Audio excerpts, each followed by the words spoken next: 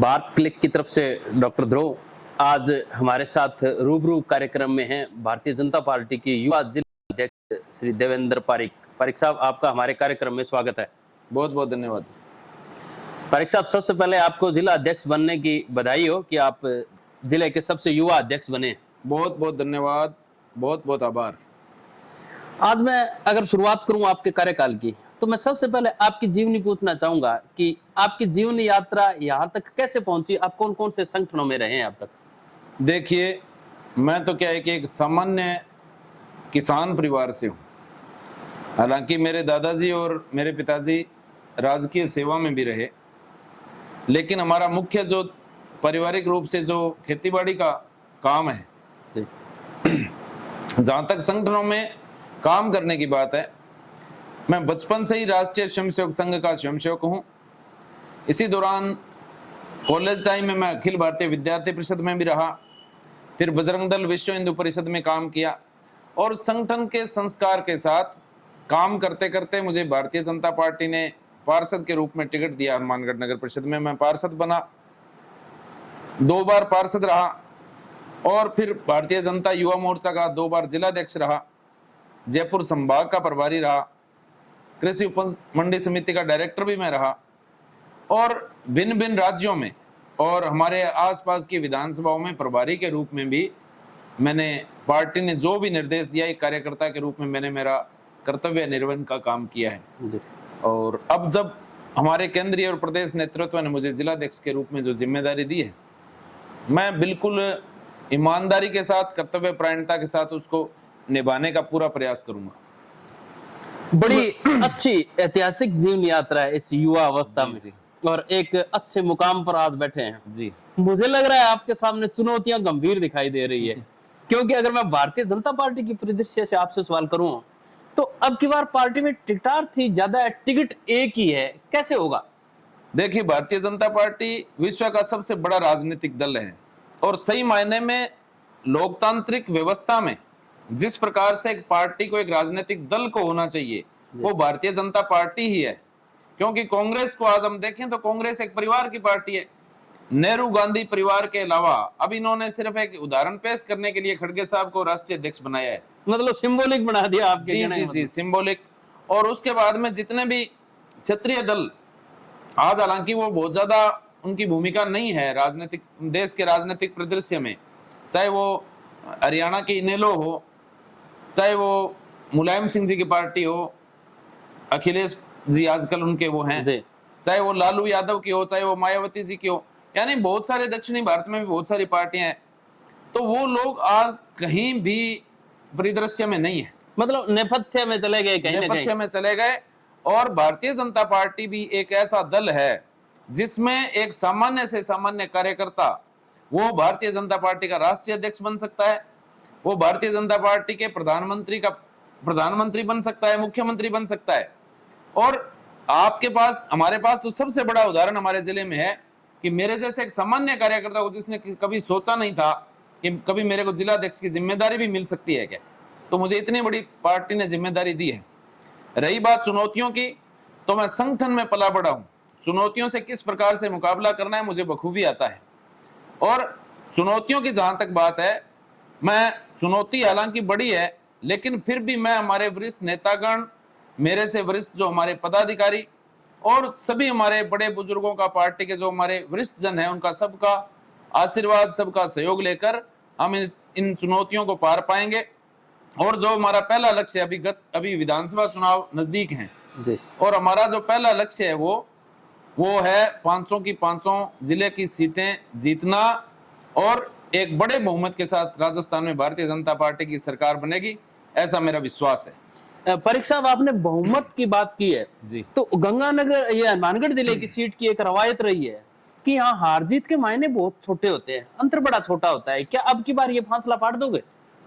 देखिए, जहां तक हनुमानगढ़ की बात है, हनुमानगढ़ की जो सीट है, यहाँ के जो लोग हैं, ये भारतीय जनता पार्टी की, मैं ये मानता हूं कि बिल्कुल भारतीय जनता पार्टी के अनुकूल सीट है।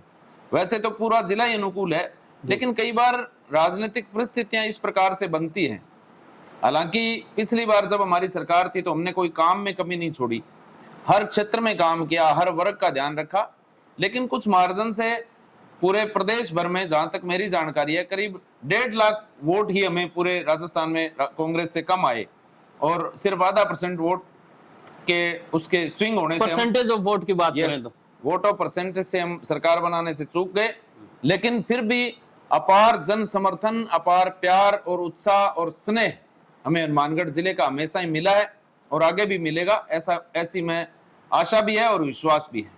केंद्रीय नेतृत्व तो काफी बार कह चुका है कि 80 वर्ष से ऊपर के या 80 वर्ष के नजदीक या जो वृद्धावस्था में है उन नेताओं को टिकट नहीं देंगे, परंतु यहाँ के कद्दावर नेता जो टिकट के लाइन में है उनको आप कैसे दरकिनार करते हुए नए लोगों को स्थापित करेंगे? ये एक चुनौती है आपके सामने, आप इसको कैसे देखते हैं? देखिए, जहां तक टिकट देने की बात है तो हमारा बाकायदा एक पार्लियामेंट्री बोर्ड है, बाकायदा हमारा प्रदेश और केंद्रीय नेतृत्व है।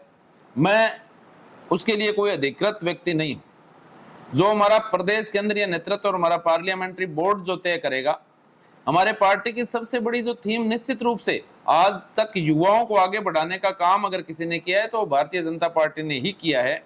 और निश्चित रूप से पार्टी जो भी फैसला करेगी वो अच्छा करेगी, और निश्चित रूप से एक अच्छा उम्मीदवार, एक अच्छे उम्मीदवार पूरे जिले की 500 की 500 सीटों पर उतारेंगे, जो जिताऊ भी हो, जो टिकाऊ भी हो, और भारतीय जनता पार्टी की सरकार पूर्ण बहुमत के साथ बने, ऐसा हम सब लोग मिलकर प्रयास करेंगे। मैंने ये इसलिए पूछा था कि आपका शपथ ग्रहण कार्यक्रम हुआ, आपने पद ग्रहण किया था जी जी। जिले के अंदर, तब भी हमें कहीं ना कहीं गुटबाजी देखने में दिखाई दी। ऐसा क्या था कि वरिष्ठ मंत्री और वरिष्ठ पदाधिकारी होते हुए भी आपके कार्यक्रम में नहीं पहुंचे? आप इसको किस संदर्भ में देखते हैं? देखिए, शायद आपको जानकारी नहीं है, मेरे जो कार्यभार ग्रहण करने के कार्यक्रम में हमारे प्रदेश के यशस्वी प्रदेश अध्यक्ष पधारे थे, और जिले के सभी वरिष्ठ नेता, चाहे वो हनुमानगढ़ की मैं बात करूं तो हमारे सबसे वरिष्ठ नेता डॉक्टर राम प्रताप जी हैं, जो हमारे प्रदेश के नेता हैं, हमारे दोनों MLA गुरदीप सिंह साहब जी, धर्मेंद्र मोची जी, हमारी पूर्व विधायक द्रौपदी जी, हमारे पूर्व विधायक अभिषेक मटोरिया जी, संजीव जी बेनीवाल, निहाल चंद जी, इवन बाबा बालकनाथ जी कभी यहाँ रहे, हालांकि वो अलवर से सांसद है, वो भी, हमारे CR चौधरी साहब हमारे जो संभाग के प्रभारी हैं, सरवण सिंह जी बगड़ी, प्रियंका बैलान जी, सब हमारे वरिष्ठ नेता पहुंचे थे। कोई ऐसा नेता नहीं जो नहीं पहुंचा हो। टोटल काशीराम गोदारा जी हों और सभी हमारे राम सिंह जी बराड़ हों, सभी नेता कार्यक्रम आपका में मतलब वो सिर्फ मीडिया के कयास है, ऐसे कोई गुटबाजी नहीं है? बिल्कुल कोई गुटबाजी नहीं है। पार्टी एकजुट है। पार्टी, भारतीय जनता पार्टी में सिर्फ एक ही गुट है, वो है भारतीय जनता पार्टी हनुमानगढ़, और कोई गुट नहीं है। और सारे नेता सारे एकजुट हैं, हमारे सभी माननीय सम्मानीय है। कैसे गुटबाजी की बात हो सकती है? जो हमारे वरिष्ठ नेता है, मैंने उनके साथ मिलकर काम किया है, मैं उनके बेटे और बच्चे और भाई जैसा हूं, तो कहीं गुटबाजी जैसी बात नहीं है, और हम सब लोग मिलकर काम कर रहे हैं। देखिए, जहां तक मैं आपको बताता हूं कि जिस प्रकार से अपने कहते हैं समझदार लोग कि सुई की जगह सुई काम आती है और तलवार की जगह तलवार काम आती है, तो हमारे वरिष्ठ नेताओं का मार्गदर्शन और हमारा युवाओं का जोश और उत्साह, उसके साथ हम आगे बढ़ेंगे और जिले की 500 की 500 सीट जीतेंगे। कहीं ऐसा तो नहीं कि इस टिकटों की बंदरबाट के अंदर जो लोग जिनको टिकट नहीं मिलेगी वो भागी हो जाएं और आपका बना बनाया खेल बिगाड़ दें? देखिए, भारतीय जनता पार्टी हो या लोकतंत्र में जी, टिकट मांगने का सबको अधिकार है, और किसी को आपत्ति भी नहीं होनी चाहिए कि कोई आदमी टिकट क्यों मांग रहा है। देखिए, लोकतंत्र की असली पहचान यही है, सबको टिकट मांगनी चाहिए। भारतीय जनता पार्टी विश्व की सबसे बड़ी पार्टी है। मैं तो कहता हूं, कार्यकर्ताओं का निर्माण करने वाली पार्टी है, व्यक्तित्व का निर्माण करने वाली पार्टी है। और हमारे पार्टी में अकेला सिर्फ सत्ता हासिल करना हमारा उद्देश्य नहीं है। हमारे पार्टी के जो संस्कार है वो ये है कि व्यक्ति का निर्माण हो, उसमें ऐसे संस्कार पैदा हो कि वो राष्ट्रवाद की बात करे, वो राष्ट्र सेवा, देश सेवा की बात करे। और हमें यही सिखाया जाता है कि राष्ट्र प्रथम के साथ हम काम करते हैं, उसके बाद में पार्टी और उसके बाद में हम स्वयं। तो इस प्रकार की सोच के साथ हम काम करने वाले लोग हैं। कोई भी कार्यकर्ता जिसको छोटी से छोटी और बड़ी से बड़ी जिम्मेदारी दे दो, तो हमारा कार्यकर्ता बिल्कुल कर्तव्य परायणता के साथ निभाता है। और भारतीय जनता पार्टी कार्यकर्ताओं की पार्टी है, तो कहीं ऐसा ही मेरे को दूर दूर तक ऐसा कुछ नहीं होगा, ऐसा बिल्कुल नहीं होगा। टिकट मांग रहे हैं वो कार्यकर्ता, टिकट तो एक को मिलनी है, और जिसको भी मिलेगी उसके साथ सब मिलकर काम करेंगे। और इस प्रकार की मैं आशा भी करता हूं, और ऐसा ही हुआ है। कोई आप आज तक मेरे को बता दीजिए कि कोई ऐसा उदाहरण कि ऐसा अगर हुआ हो। यानी अपवाद हर जगह होता है, लेकिन फिर भी भारतीय जनता पार्टी पूर्णतः एकजुट है और एकजुटता के साथ हम चुनाव लड़ेंगे। क्या आपको कहीं बेरोजगारी और महंगाई भी मुद्दा दिखाई दे रहे हैं? अशोक गहलोत जी, माननीय मुख्यमंत्री जी, इस चीज को बड़ी प्रमुखता से उठाते हैं। महंगाई राहत कैंपों का आयोजन किया जा रहा है, आप इसको किस संदर्भ में देखते हैं? देखिए, बहुत सारी जैसे कहावत है ना कि उल्टा चोर कोतवाल को डांटे। जी। ये लोग ऐसे झूठे लोग हैं, जनता को गुमराह करने वाले लोग हैं। इनको शर्म आनी चाहिए कि जो लोग किसानों को बरगला कर, किसानों को 10 दिन का टाइम देकर, इनके सबसे बड़े नेता राहुल गांधी ने कहा भी 10 दिन में कर्जा माफ कर देंगे, एक देला माफ नहीं किया और झूठा कभी सोसाइटी का नाम लेकर लोगों को गुमराह कर रहे हैं। इसके साथ में इन्होंने कहा भी युवाओं को रोजगार देंगे, नहीं तो 3,500 रुपए बेरोजगारी भत्ता देंगे। एक पैसा आज तक नहीं दिया। दलितों पे अत्याचार बढ़ा, महिलाओं पे अत्याचार बढ़ा, और सबसे बड़ा काम जो इन्होंने युवाओं के साथ जो धोखा किया है, मैं कहता हूं सबसे बड़ी आबादी युवाओं की है। वो युवा कभी इनको माफ नहीं करेंगे। 17 बार पेपर लीक हुआ है और इनमें कांग्रेस के प्रदेश अध्यक्ष और इनके बहुत सारे मंत्री, इनकी भूमिका संदिग्ध है। और सचिवालय में सोना और पैसा मिलना, और किस प्रकार से सरकार बनने के बाद इनकी आपसी लड़ाई, रेस्टोरेंट से, होटलों से सरकार चलाना, तो सत्ता नाम की चीज नहीं रही। और थानों से इन्होंने सरकार चलाई, पुलिस का भय दिखाकर, और इस प्रकार से दबाव की राजनीति करके। कोई धनीधोरी नहीं। भ्रष्टाचार का आलम यह है कि कोई भी डिपार्टमेंट में बिना पैसे के काम नहीं होता। अभी लाइट की आप बात करो, फ्यूल सरचार्ज इन्होंने लगाया, फ्री बिजली की बात करी, हजारों रुपए के लोगों के बिल आए हैं। और लाइट की स्थिति आप हनुमानगढ़ में देख रहे हैं, कितने कितने कट लग रहे हैं, आम जनता परेशान है। तो हम तो ये बार बार कहते भी है कि महंगा राशन, कांग्रेस का देखो खेल, महंगा राशन महंगा तेल। यानी हर दृष्टि से जनता को भ्रमित करने का, जनता को परेशान करने का काम अगर किसी ने किया है तो इस राज्य की कांग्रेस सरकार ने किया है। क्या आपको ऐसा नहीं लग रहा कि राज्य के अंदर योजनाओं की एक झड़ी लगा दी गई है? कहीं ये जनता को एक प्रलोभन की रणनीति तो नहीं है कांग्रेस की, जिसको कि भारतीय जनता पार्टी कैसे स्वीकार कर पाएगी, या कैसे उसका काट निकालेगी, कैसे तोड़ निकालेगी, कैसे विजय पाएगी? गहलोत साहब जो अपने आप में स्वयं जादूगर कहते हैं जी, मैं तो कहता हूं कि वो अपने आप को बहुत तेज तर्रार नेता समझते हैं, लेकिन उनको ये पता नहीं है कि आज जनता बहुत जागरूक हो चुकी है। कांग्रेस आज उसी समय में जी रही है कि लोगों को, भोले बड़े लोग हैं, इनको बरगला लो, इनको किसी भी प्रकार से बुलावे में ले लो। जनता ऐसे आने वाली नहीं है। आपका मतलब अब जनता प्रलोभन में नहीं आएगी? बिल्कुल नहीं आएगी, 100% नहीं आएगी। पिछली बार भी इन्होंने ऐसा ही किया था, साड़ियां बांटी थी, लाइट्स बांटी थी, बल्ब बांटे थे, पता नहीं क्या कुछ किया था। लोग ये कहते हैं ना कि आपने 5 साल आपको काम के लिए दिए, आप अब एक बात बताओ, अभी ये कह रहे हैं भी हमने फ्यूल सरचार्ज हटा दिया। अभी जब तक अभी बिल आएगा बिजली का, 2 महीने बाद तो आचार संहिता लग जाएगी, फिर वो बिल कौन माफ करेगा? तो ये सिर्फ जनता को आंकड़ों का खेल बना के गुमराह करने का। मोबाइल फोन में आपको ये बता रहा हूं, जो आउटडेटेड फोन है वो ये जनता को दिए जा रहे हैं, इनकी बैटरियां फट रही है। और सबसे बड़ी बात भी इसमें भी आप देखना, बहुत बड़ा घोटाला निकलेगा, क्योंकि ये महंगे खरीद इन्होंने करी है जो आउटडेटेड हैं। घोटालों का आरोप तो कांग्रेस बीजेपी पर भी लगाती है अक्सर। आप मेरे को ये बताइए कि जब से केंद्र में मोदी जी के नेतृत्व में, हमारे देश के यशस्वी प्रधानमंत्री जी के नेतृत्व में जो सरकार बनी है, एक भी घोटाला अगर आज तक हुआ है, एक भी घोटाला अगर आज तक हुआ है तो आप मेरे को बताइए। कांग्रेस में तो घोटालों की लंबी चौड़ी फेहरिस्त है, और घोटालों की वजह से तो इनकी सरकार गई थी।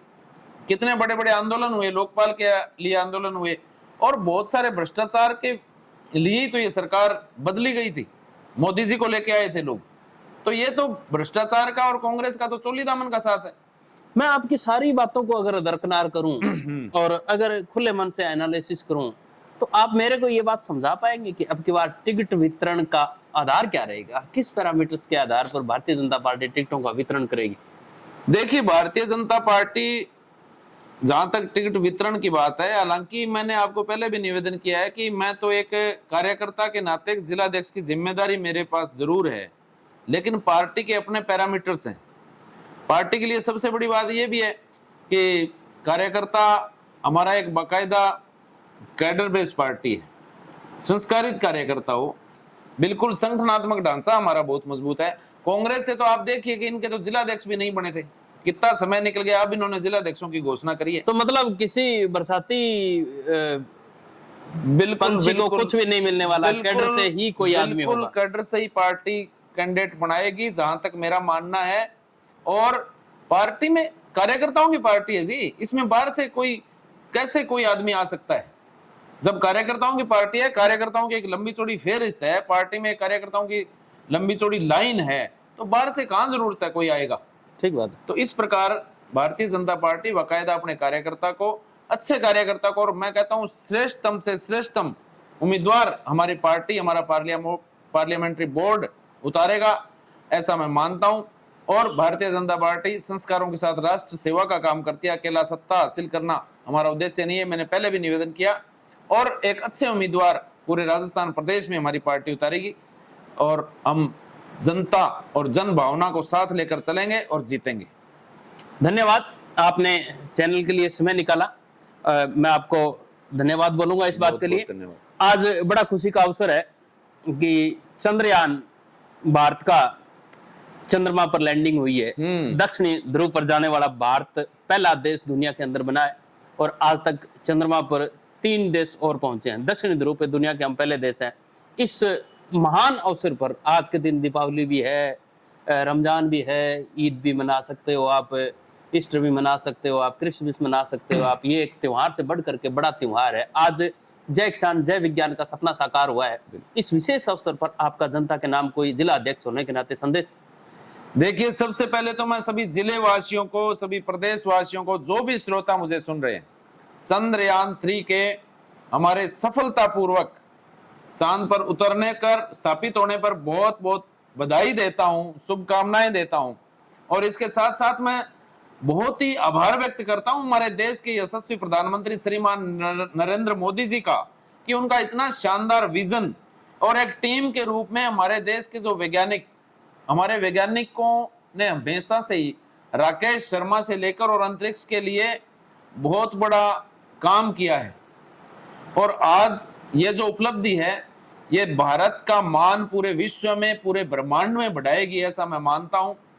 तो इसमें निश्चित रूप से हमारे देश के प्रधानमंत्री जी, जिन्होंने बहुत सारे एग्जाम्पल पेश किए हैं, और वो चाहे सेना हो, चाहे हमारे वैज्ञानिक हो, चाहे कोई भी फील्ड के हमारे, चाहे कर्मचारी हो, चाहे संसद के जो हमारे मजदूर थे, यानी प्रधानमंत्री कोरोना काल में आम जनता के साथ हर समय, हर टाइम, जो देश का नेता, जो देश का नेतृत्व करता, अगर हमारे सब लोगों के साथ हमें खड़ा दिखता है, तो वो एक ही नाम है, नरेंद्र मोदी का। और हमारे देश के यशस्वी प्रधानमंत्री ने इतना विश्वास व्यक्त हमारे वैज्ञानिकों पे किया कि उसमें सबसे बड़ा हाथ पूर्ववर्ती जो सरकारों में, मैं ये नहीं कहता उनका भी ठीक है, अपने अपने समय के अनुसार से सहयोग रहा होगा, लेकिन पहला व्यक्ति, हमारे पहले व्यक्ति हमारे देश के प्रधानमंत्री जी ऐसे हैं, जिन्होंने कॉन्फिडेंस पैदा किया है आम जनता में भी, देश को ये बताया है कि हमारे विश्वास में, हमारे आत्मविश्वास में कहीं कमी नहीं होनी चाहिए। हमारा देश जो पहले सोने की चिड़िया था, हम दुनिया से कहीं कम नहीं है, और हमारा देश प्रधानमंत्री यशस्वी नरेंद्र मोदी जी के नेतृत्व में विश्व गुरु बनेगा। और आज चंद्रयान 3 के सफलतापूर्वक उतरने और स्थापित होने के एक बार पुनः आप सबको बहुत बहुत बधाई। अब चंदा मामा दूर के कहानी नहीं रही, चंदा मामा बड़े नजदीक है। कितने, एक लाइक कीजिए, एक शेयर कीजिए, सब्सक्राइब कर लीजिए चैनल को। चंदा मामा इतने ही दूर है। अगले कार्यक्रम को देखने के लिए हमारे इस चैनल के साथ जुड़े रहें, शेयर करें, सब्सक्राइब करें और लाइक करें, ताकि आप भी चंद्रमा के नजदीक पहुंच पाए। धन्यवाद, जय हिंद। बहुत बहुत धन्यवाद।